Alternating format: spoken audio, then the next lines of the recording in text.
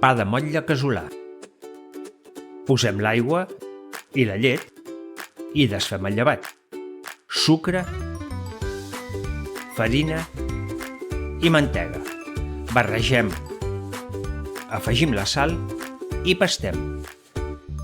Primer dins del bol i després al taulell. Podem fer 3 pastades d'1 minut amb pauses d'uns 10 minuts. Deixem reposar 90 minuts. Greixem i enfarinem el motlle. Donem forma al pa, prement bé, i el posem al motlle, que fermenti unes 2 hores. Pintem amb llet i enfornem 25 minuts.